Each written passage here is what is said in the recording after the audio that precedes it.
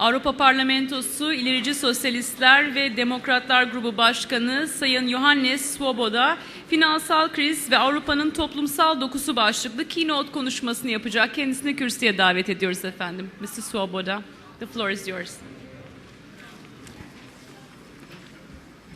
Ladies and gentlemen, dear colleagues, I'm very happy to be here again in this wonderful city of Istanbul. And of course, I wish the conference good success. Very interesting subjects have been raised today. The subject of my short speech is financial crisis and the social fabric. What is my theory or my thesis as president of a social democratic group in European Parliament, the second largest group, of course, is how does the financial sector help the economy? How does it not? The minister, the deputy prime minister, just made some remarks, and that is also some basis for my discussion or my short speech. The things have to be in balance. The real sector and the financial sector have to be in balance, and of course, the economy and the social sector have to be in balance. And what I see these days is that the balance is no longer functioning. And therefore we have an economic crisis. Many economists, I would say very short-sightedly, look at the crisis and say it's a crisis of indebtment, a crisis of overspending. I don't deny that this is also perhaps part of the problem, but the real problem is much deeper.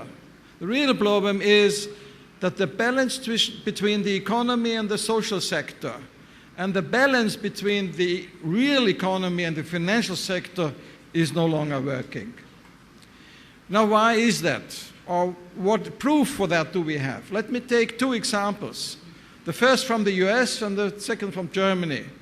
From richer countries, not from poorer countries where things may be even worse. In the United States of America, the inequality between the upper and the lower classes of society since the 20s of the last century was going down, but from the mid-80s and the 90s was going up. And at the end, about 2007, 2008, income inequality in the United States reached the level from the 20s.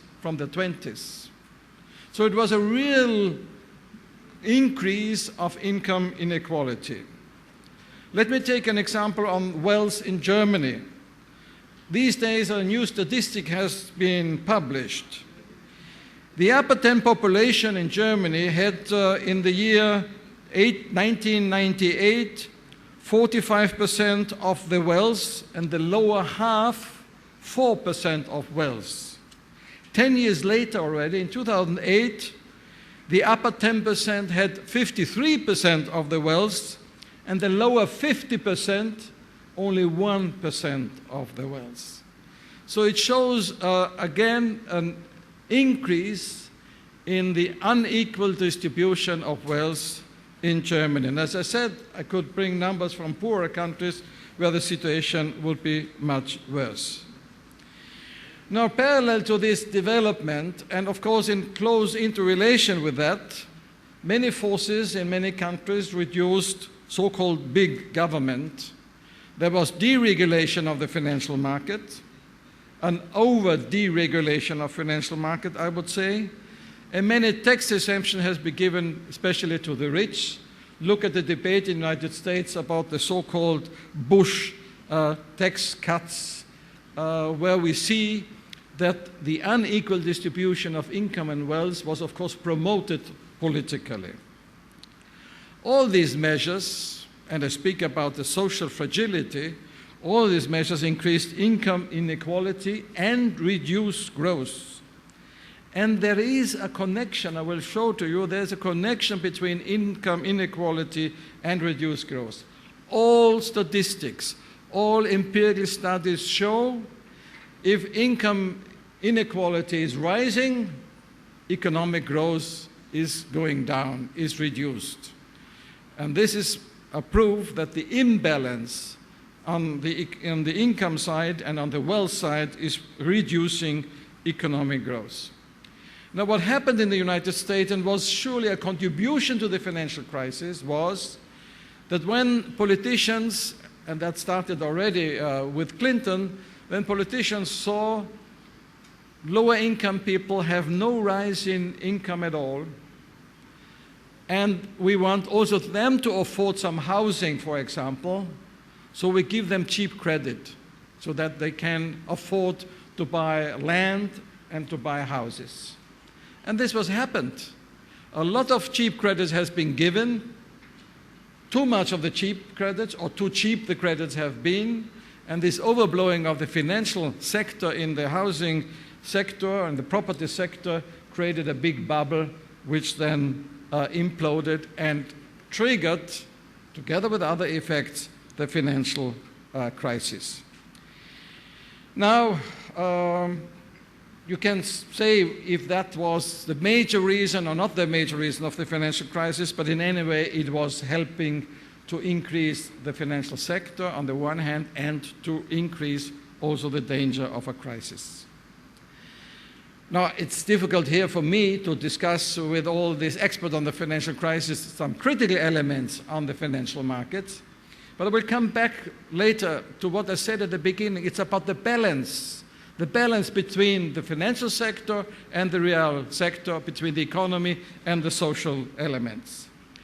Recently, a study has been published by the Bank for International Payments and specifically by Stephen Cecchetti and Enis Karoubi, called Reassessing the Impact of Finance on Growth. And what the two gentlemen did, they did an empirical study. How is the financial sector and how is the growth of the financial sector influencing economic growth? And they come to the conclusion, empirical conclusion, after comparing many countries, that an overblown financial sector and a strong growth of the financial sector is reducing the economic growth and increasing inequality. Why?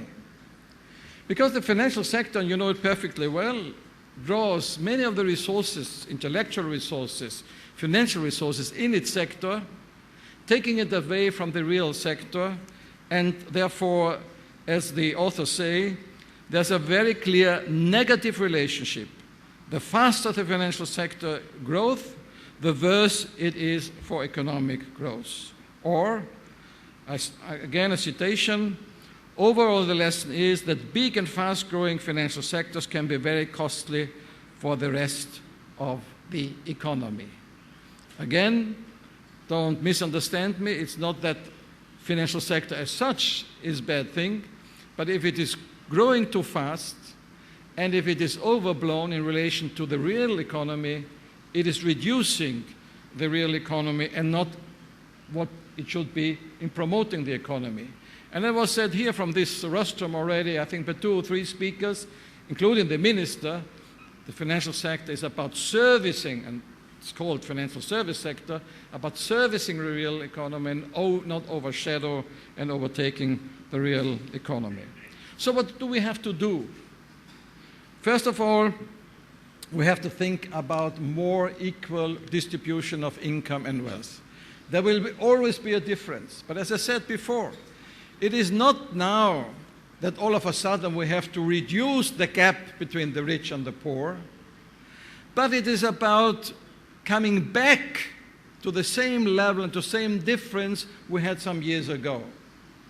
So to go back to the differences we had, for example, in the 50s and 60s, when we had strong economic growth, the income distribution and the distribution of wealth was much more in balance than it is today. And therefore, we need also taxes for that. So when there's a discussion about taxation in the United States, when there was a discussion about taxation in France, you always can say and discuss what is the right taxation. But taxes as an instrument of redistribution is very important. Also in order to have, of course, public expenditure.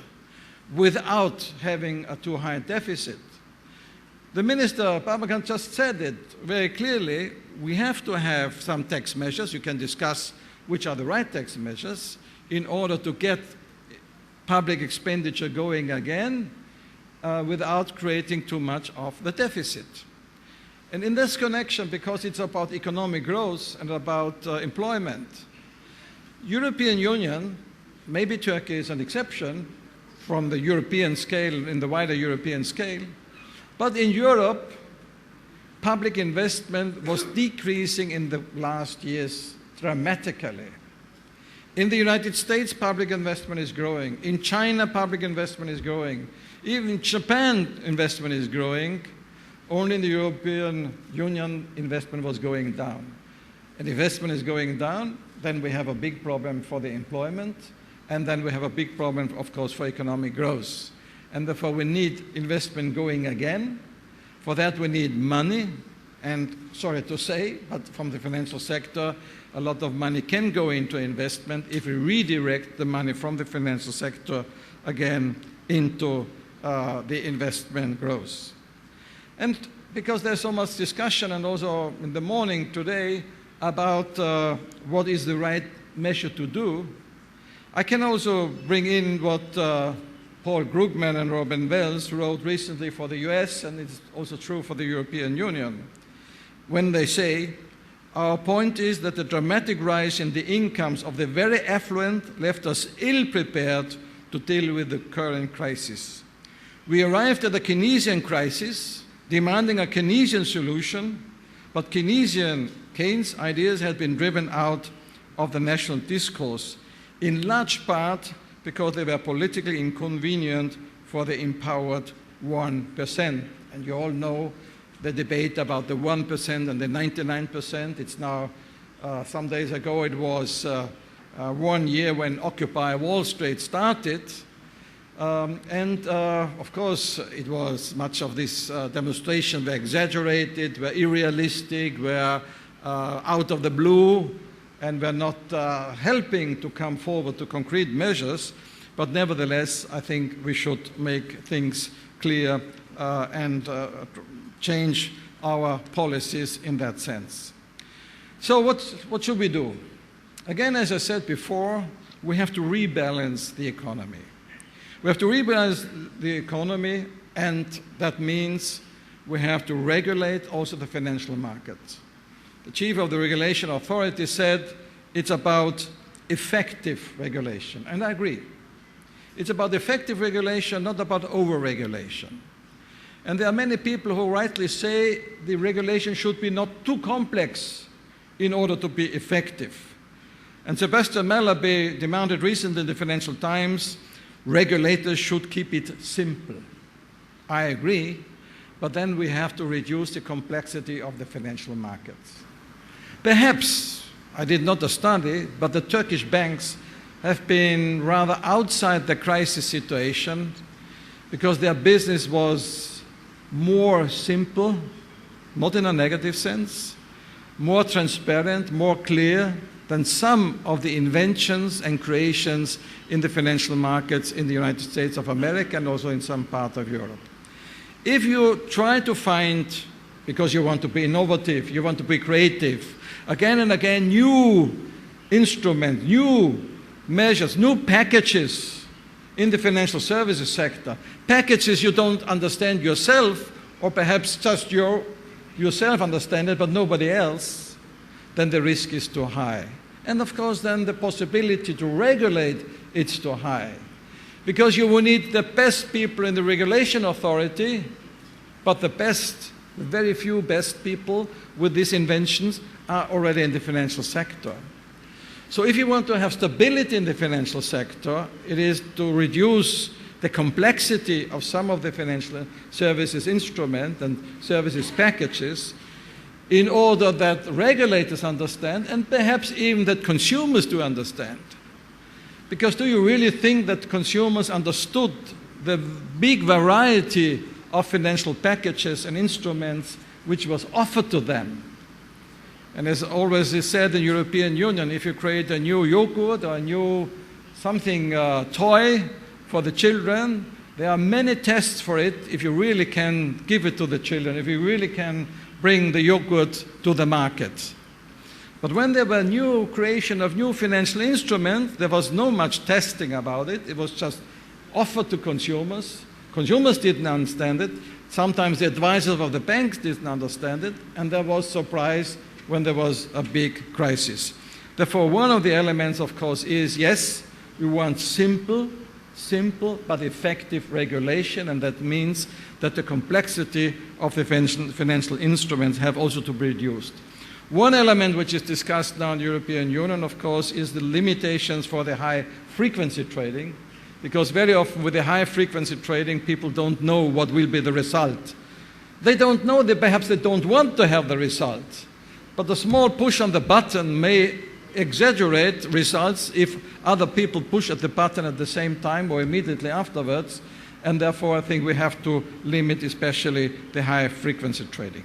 Then, of course, there's another issue which is now highly discussed in the European Union, is the financial transaction tax, because I think it would be fair, and it's a very small taxation, it would be fair that also the financial market is contributing to solving the crisis, which was also triggered by an overblown financial market. So I come to the conclusion of this short intervention. And again, what I said at the beginning, it is about rebalancing our economy. If we want to have a sustainable rebalancing, a sustainable return to economic growth or return to sustainable economic growth, it's not only about what is done now in Spain and in Greece and in other countries, in the sense of that we have to give the money, the countries, the possibility to reduce the debt. Of course that is important. But if we want to have sustainable economic growth, we have first of all to rebalance the difference between upper stream of society and the lower stream of society, to come back to a distribution of income and wealth we had in the 60s and in the 70s. Secondly, we have to have more investment, including public investment, into the infrastructure. All our economic activities need that, because these kind of investment are helping the real sector. And of course, the financial services can help to produce also this investment. We have to have reasonable taxation, not exaggerated, not to bring people out of the country, but reasonable taxation, to have reasonable public expenditure with, again, reasonable debts, with not overgrowing the debts. And that's also what the European Union has done with the Pact on Fiscal Stability, or with many of the legislations we have in the European Union. And then, if we do these structural measures, which are often very, very more important than some just cutting, as it is very often done in some of the countries, then we can have a return back to economic growth which is sustainable. Because as even The Economist, which is not a left-wing paper, recently wrote, if you just cut wages, salaries, pensions in a time when there are no new jobs, you just cut demand. And if you cut demand, you will have less jobs at the end and not more jobs at the end.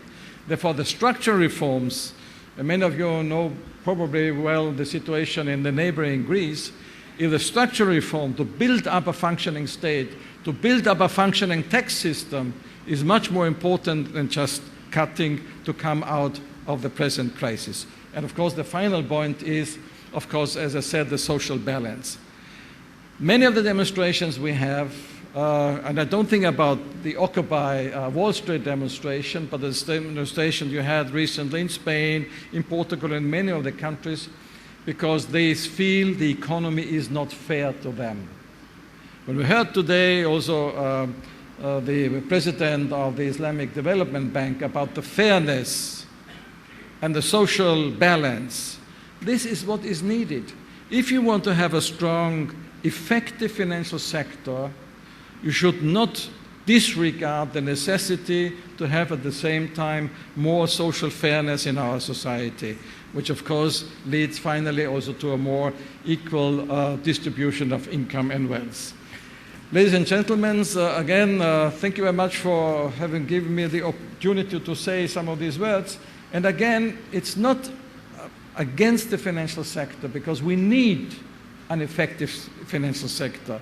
But we need a financial sector which is contributing to real growth, which is finally also contributing to a more social and just society. This is the purpose of a financial sector, as it was said already, to serve the real economy and to serve the society.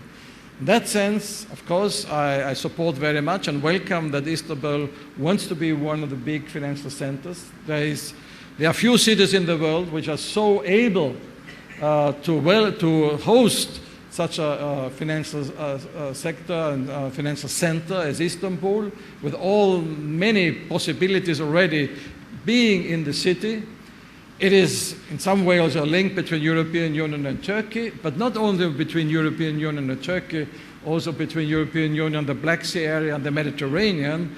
So Istanbul is a very, very good place, and I wish you good success in building up the financial center in Istanbul so that I can come again and visit you when the financial sector is really working hardly in order to serve the real economy. Thank you very much for your attention.